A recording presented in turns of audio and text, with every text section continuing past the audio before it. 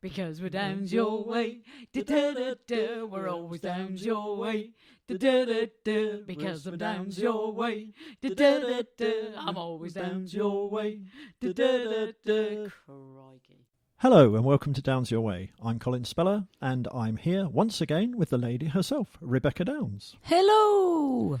As the theme tune fades away, it amazes me that a recording artist of such reputation should be really pleased and keen to have a little jingle that we... Because down your way. She's off again. Da-da-da-da, we're always down your way. So how does Lockdown 2 in Birmingham find you, Rebecca? I'm okay. I'm all right. It's quite a bizarre lockdown, you know.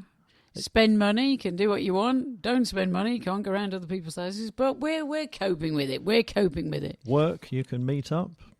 I'm so confused. I don't, it doesn't take much to confuse me. But I'm adhering to the lockdown, wearing my masks, washing my ons. By the way, for people who don't know about Black Country, ons is hands. As is Donnies. Donnies. My nanny used to say, wash your donnies. So Donnies are hands. So you know, new language. We should do this, like a bit of Black Country spike every podcast, maybe. I don't know. Well, we have conjectured that, haven't we? With me doing the translation in a sort of best Oxford English voice. So you lead off with something. Have you seen the Oss? Have you seen our house? No, Colin. Oh, God. It's like, ladies and gentlemen, an oss. What's an oss? All of you out there, it's a horse. Well, where would earth in central Birmingham would you see a horse? Well, in my mind, Colin, in my mind. Galloping across the, I would say the landscape, the cityscape. Anyway, on to more serious matters. So, this week's exciting news is that on Friday, a new single drops, as they say. One always imagines, it shattering on the ground. It's like I'm down with the kids saying it drops. My video, my visuals, and my song, they drop. Anyway, carry on, Colin. Released, let's just say. Released into the wild. To run around. Of the digital digiscape.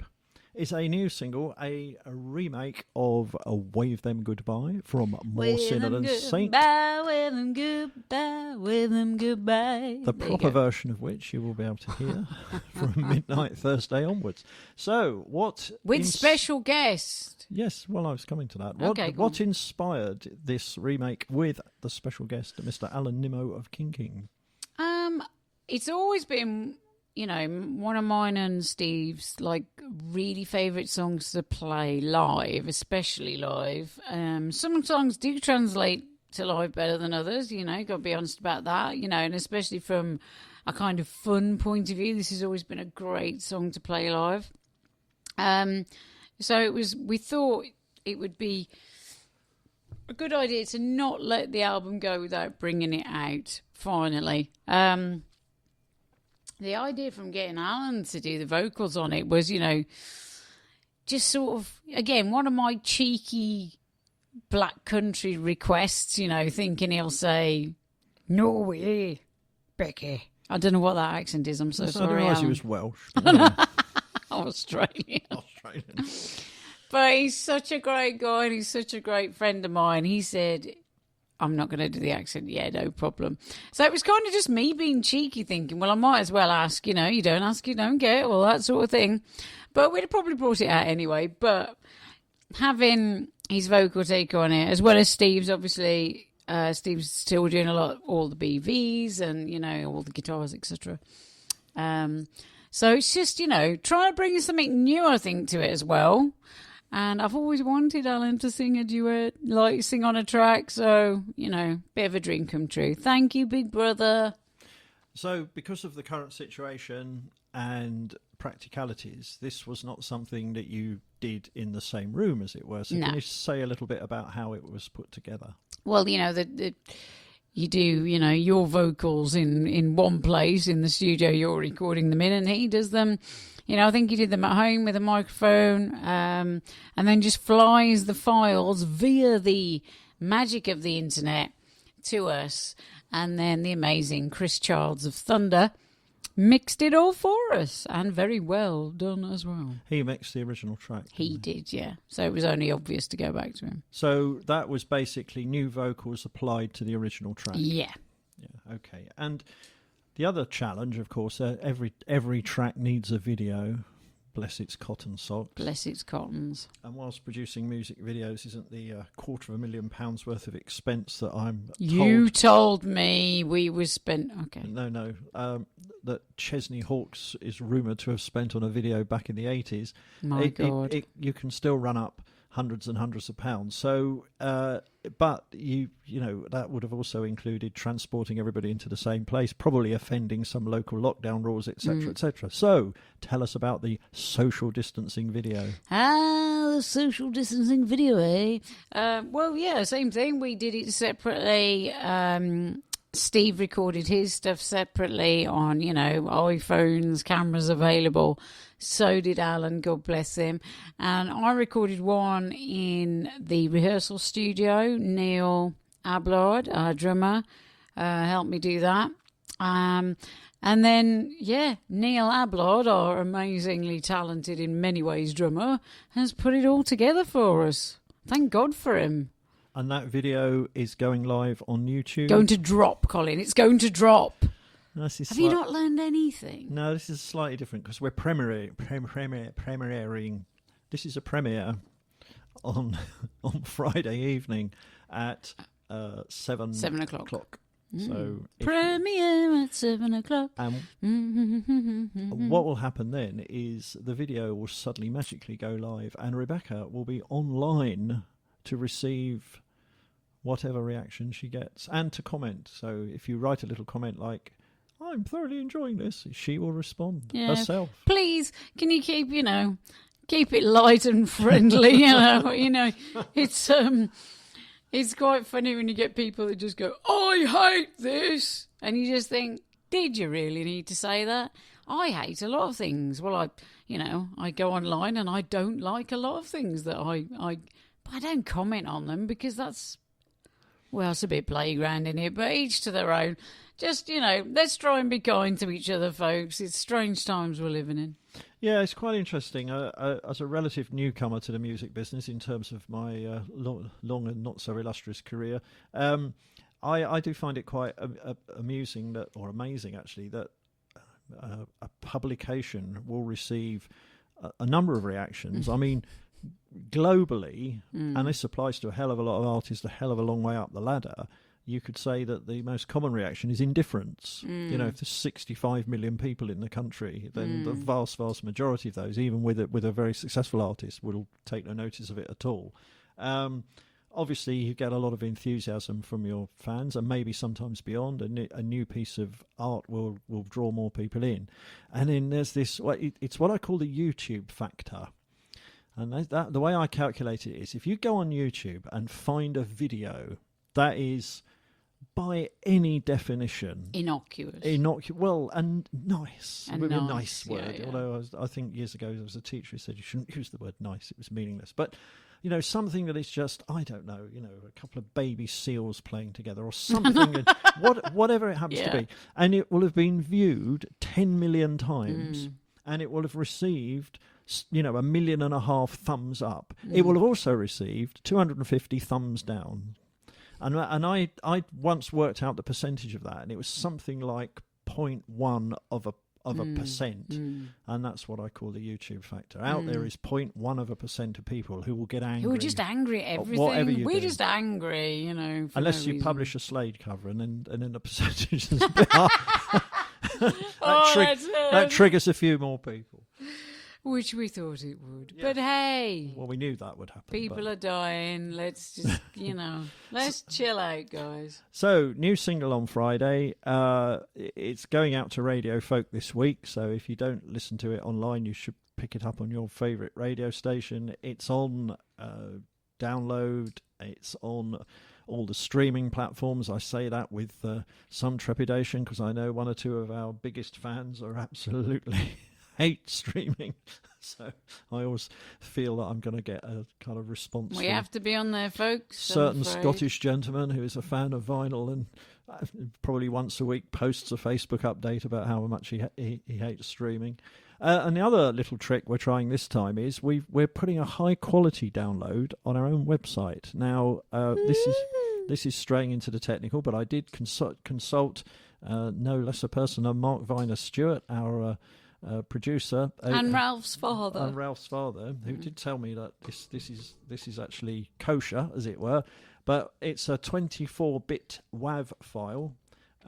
It is a lot bigger than your average MP3 and should, played through the right medium, give a better quality product than you will get either from normal download or streaming. So that will be available on the website from midnight Thursday onwards. So if you want to go there instead of the normal places, then please do.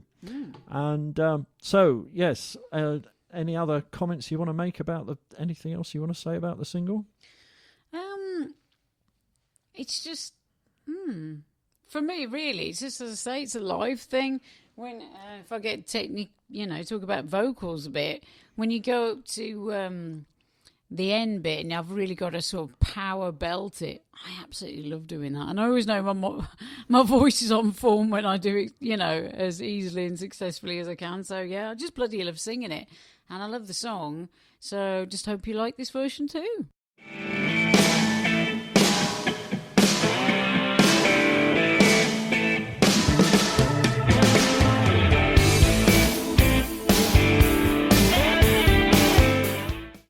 Okay, so we had the I was going to say unique experience actually, but we were talking before we came on air, and we did actually do a streamed gig before this, 4 years ago. Yeah, 4 years ago, we went to. Let me check YouTube.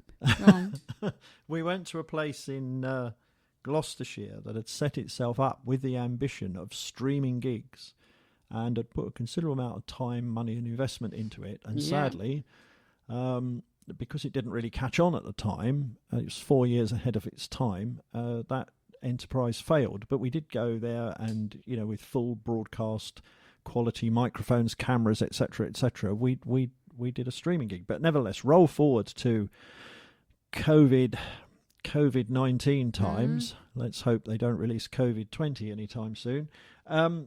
And we went to Birmingham Streams last Friday week or fortnight or whenever it was, and streamed a gig to the big wide world. So I suppose the obvious question from my point of view was the how was it for you, darling question. How did it feel being up there on stage in that rather strange place? I absolutely loved it. Obviously I was missing all you guys actually being personally in the room, but I had got you there, in my mind's eye. I really had in spirit, sort of. I think more so because I'd done the streams from, the living room, and, we'd had dialogues about them and stuff like that. So I really had you, like, in my mind's eye, sitting there in front of your tellies, screens, like, watching. But it was just such a great experience, playing the songs, jumping around. A lot of the time that I kind of play up a bit on stage, that's not that I don't take it seriously. I take it, 100% seriously, but I'm having so much fun. And I'm also conscious of the fact always that, I'm there to entertain. And a lot of artists hate that word entertainer, but that's exactly what we are. And I'm there to, I'm there to bring the party and to convey whatever the song is saying to you guys. And I felt that because the cameras, were on me, that was kind of more important in a way to sort of get that across to you. And I just loved, I just love singing. Ever since I was a kid, singing just lifts me, performing just lifts me. And, I hope that comes across, that it is a joy to sing the songs that Steve and me have written, and it's a joy to sing with the band. And to feel that people are watching is always the greatest privilege. You know, whether you're watching at home or whether you're watching live in front of me, it's the greatest privilege to know that people have paid money to do that. And I am, you know, forever grateful for you. So it was bloody marvellous. And how was it from a point of view of a band that had not actually played for 6 months? Because it was as good as 6 months from the Planet Rock's Winter's End in Poole in Dorset on the 1st of March right through to something, I think it was the 28th of August. So thick end of 6 months. I mean, we got there early. We obviously, you know, it was easy to have a little rehearsal in there because you are so socially distanced. Trying to organise a rehearsal in a room that size would have been, you know, not possible. You know, trying to, you know, hire an aircraft hangar to have a rehearsal in. To make it safe because we've got vulnerable members in the band. So, you know, we ran through a few songs and, you know, what you do as a band is, you know, you practice alone, you know, in your own homes. You go through all the songs yourself. By the time you come together to play as a band, it should all be there. And it's just like riding a bike. You get back on it and it's, you know, there it all is. And that's because I've got amazing musicians working for me that do their homework, that know the songs, that just jump straight back in, and it's like we never were away. One of the things we've discussed coming out of your own private stream gigs and looking at the ones you've done both from home and the one you did with Steve was the thing about audience feedback. Now, the very lovely lady who hosted it was a sort of an audience in her own right. In that at the end of every song, she whooped and yelled and cheered. Yeah, she was great. So that gave. But how did that feel in a because before it's just been you, and I can see that that's a very remote experience. How was it, you know, with the boys on the stage and all those cameramen, and you get to the end of a song? How did it feel? It's fine. You know, it's totally fine. I just, you know, obviously, I think from a spectator point of view and from a band point of view, you haven't got to wait for the audience like to die down. So the audience actually, you know, you get the next song much, much quicker because you go, you know, I mean, it's lovely waiting for the audience to die down. Don't get me wrong. That's like bloody brilliant. So never stop clapping and whooping. So the pace of the show was a lot faster than a normal live gig because of that. But you know what? It's fine. You know, it was totally fine. I mean, obviously, I do miss, you know, there's nothing to compare having the audience in the room with you. So I kind of did it from the perspective of it's not going to be the same rather than keep drawing negative comparisons. And one of the interesting things was, as from a spectator point of view, was the fact that because it's a streaming setup, that there was no front of house sound as such. Yeah. So you guys were all playing your instruments. You could hear a mix. You've got your monitoring on the stage or in your ears or what have you. And what came out front was a sort of bizarre mixture of things, really. You know, reflected monitor sound, the direct sound of the guitar amps. I have never previously heard your guitar so clearly.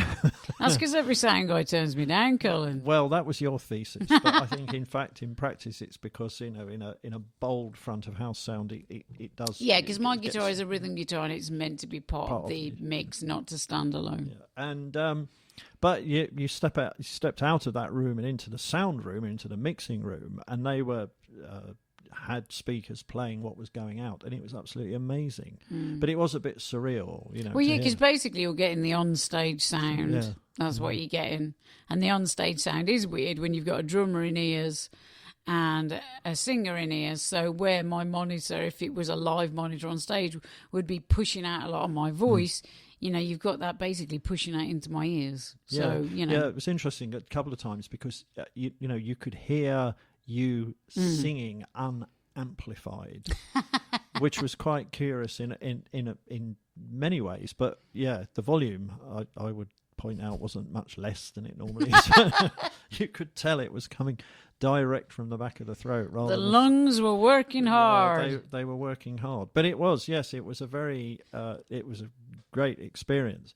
I mean, obviously, these things are never going to step fully into the breach of a proper live gig, are they? But I guess while we're in the situation we're in, they offer something. And I know the setup Birmingham Streams is moving on with other bands and has got a lot of interest. And indeed, there are a number of these places now operating. So I guess, if you haven't seen your favourite band yet doing a full band stream from somewhere, it will only be a matter of time before you do. Absolutely. And of course, looking forward, we've just agreed another duo gig. Do you want to say a little more about that, or do you want me to remember when the date was? Can you remember when the date was, and I'll say a little bit more about it? Okay, so it's Tuesday, October the 20th. Over to you. Well, yeah, it's for our amazing friend and supporter that's been he's had my back since day one, basically, Richard Dunning. At the Tuesday Night Music Club. The award-winning. I'm so sorry. I'm going to call him Sir Dunning from now on. The award-winning Tuesday Night Music Club. And wasn't that a long time coming, that award? So well done, Richard. This guy has done so much, keeping music live and basically works so damn hard. And he's such a great guy. So happy that he got that award, and really happy that we're doing the show for him, as we couldn't have done the live show that was booked in. So it's a shame. Yeah, we were due to be there on the 4th of August. We are due to go back next year, but Richard, I think quite rightly, is not booking more gigs than he's already sort of had in the books for next year until he knows exactly what he can do and can't do. And his venue, I know, because he's given me the maths, is under the social distancing rules. I think even with the current rules in play, he could probably get about a maximum of 35 or 40 people in a room that would normally take nearly 100 or just over 100. So it's uneconomic for him, even taking into account all the other practical difficulties. So yeah, we should be back there next year. But it's a duo gig. Yeah, it's a duo gig. Me and Steve playing our tunes and, a few select covers. So we will have to decamp to Shea Burkett, brackets, allowed under the social distancing rules because it's work, close brackets. It's work, close brackets. Ironic, can't go around for dinner, can go around to do a gig. But there you go. But it's work. We'll wire everything up. We're working through Zoom this time. Again, so those of you who remember the last chargeable gig we did through Zoom, apparently Zoom's had an upgrade. It's got some... I bloody hope so. Well, it was okay last time. It was okay. I just, we spent so long trying to get the sound the best that we possibly could for you, and I was a bit disappointed with the sound quality when I did listen back. But we'll hopefully this time should be even better. Well, that was the recorded sound quality, and that was a notch down from what went out on the night. Okay, maybe it was better than what went out. But they have upgraded. I mean, I feel for them really. They this has been good and bad news for a company like that, because they were hoping obviously to sell this whole idea of being able to sort of do video, and then suddenly it was swamped by sort of worldwide demand, and then everybody saying they wanted more than the system was ever designed to do. But they are catching up now, and that looks as if that will help quite considerably. It is a challenge, isn't it, this whole streaming thing, for everybody doing it. And it's a challenge, it's a challenge for you as audiences as well. And I totally realise that, everyone's saying, some people are absolutely desperate for live gigs to go ahead. And I totally, I get it. I get it more than a lot of people, obviously. But we've got, we've got a long way to go, I think. And I think it's best for everyone in this era to just take every day as it comes. Try not to look too far into the future and say, gigs will be back by this date, or when do you think they'll be back? Because all you're going to do is, build yourself up for a fall in a way. Let's just wait and see what happens. I'm speaking from my own point of view as well. I don't, otherwise I'd get myself too wound up about it. Let's try and get behind artists that do streaming. It's really all we can do right now. And, let's just treat it for what it is. It's not trying to take over live performance in a venue, but we're all doing the best we can with it. Well, yeah, that's true. And I think it's important to remember that everybody's learning this. I think that I may have mentioned this before on here, and if I did, I apologise. But one of the key learnings for us has been that when you put out a stream gig, and particularly when you're charging for it, you're embracing the whole experience, the whole customer experience. So you're taking responsibility really from everything, from the note played or the note sung right through to it being received in someone's front room. And that adds a whole load of dimensions which you were never involved with before. You put out a recorded piece of work on a CD or a stream or a vinyl. It's not your responsibility if someone then goes and sticks it on a 10 quid player and complains that the stereo's not quite good enough. That's but this, unfortunately or fortunately, you are taking on that responsibility, and we're acutely aware of that, and we will always try and do our best to help you get the best out of it. So, we will put out the advice, and I know Richard is very good at this in sort of, tutoring people and what to do and not to do when they're listening to it. And if you have any problems on the night between us, we'll try and fix those. Also, can I just say quickly, isn't it magical that we can do this? Oh, absolutely. Imagine if this had happened in the 90s, none of this would have been, part of me when you were just saying that, it going straight to somebody's living room still makes me go, wow, that's so, that's so amazing, isn't it? Let's just step back a minute and just go, that's bloody amazing that we can do that. Well, I think it's, again, it's you're seeing this going on with the whole sort of, ways of working, home versus office and all of that. And everybody's been driven to do something that they've not done before. Now that they've done it, I don't think this will ever completely sort of die out once we get back to normal, if indeed we ever get back to normal, because this does add a dimension. I mean, we have people in the United States and other overseas territories who've never seen the band play. They've probably supported us for a good deal of the time we've been going. They've never seen the band play. Bluntly, would probably never ever get to see the band play in the foreseeable future unless they carted themselves over to the UK at a point where we just happen to be going out and doing a gig. And now suddenly here they are arriving in their living room, large as life and etc., etc. So it's always good for that, from that perspective, and for reaching people who perhaps can't come to gigs, not just because of the distance they live in, but maybe health reasons and stuff like that. So I think let's try and embrace the positives. I know I sound like a big hippie, and I think the longer I'm on this earth, the more hippie I become. Let's try and embrace the positives. Yeah, I mean, again, said it before, say it again. If you're looking to enjoy a lot of live streaming of any sort, whether it's sport, music, or what have you, there are a few things you can do. I mean, knowing and understanding all your kit and how it works is obviously one of them. But the other piece of advice is hardwire it to your internet box. Take the Wi-Fi out of the picture. A lot of the technical issues that people have, a lot of the dropouts they suffer are due to their Wi-Fi. So look into what it takes to wire your telly. A lead's pretty cheap. A lead's pretty cheap. Even an Apple connector to get a wire that then goes into the box is okay. It's 40 quid. I know it's eye-watering, or 35, but it's worth it, because you're just taking out the one thing that over which nobody's got any control, you, us, or anybody else, and that could improve your listening. And I'm not just talking about us; I'm talking about across the board, because after all, a lot of people at the moment are watching a lot of stuff online that they would have previously gone to live, particularly if you add sport into it. So that's something to look forward to at the next month, and the new single out on Friday. New single, yay!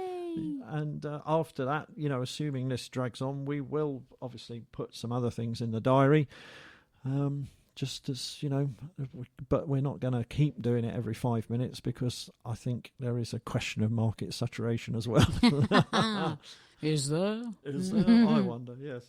So, oh yes, and by the way, if you've read that piece of stuff that's circulating around the internet about how Facebook is stopping all this, it's not actually the case. I haven't got time to go into it here, but if you do a bit of research, it will explain it to you. I think Facebook's come out with a statement which a lot of people have interpreted as no more music live streaming, and that's not actually the case. They just don't want you to basically string a load of videos together and leave them running, like a kind of streamed non-live thing.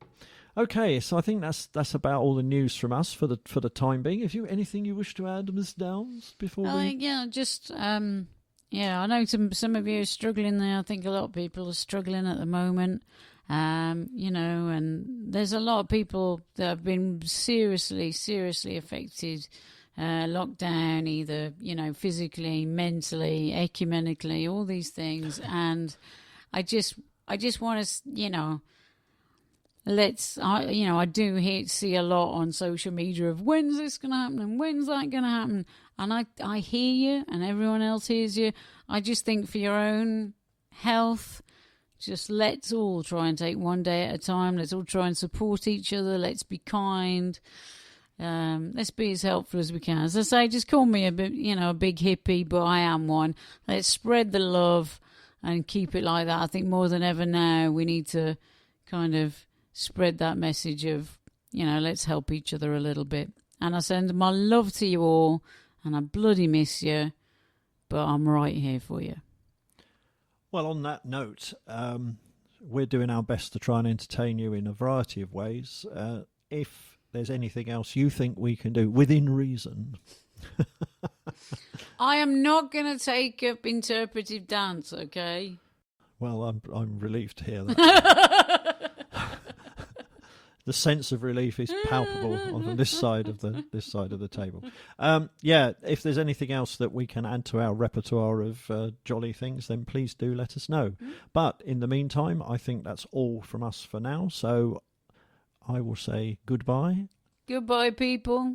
Stay safe. There's something wrong. There's a feeling that don't sit right. I'm thinking we don't belong. Hey, baby, are you getting the feel? Thank you for listening to Downs Your Way. As usual, there is a merchandise discount code with this episode. This episode's code is Nimmo, all in capitals, NIMMO. If you put that in at the appropriate point in the checkout process at rebeccadowns.com/shop, you will receive a 10% discount on all items purchased. Thank you for listening, and we will be back again with a new episode soon.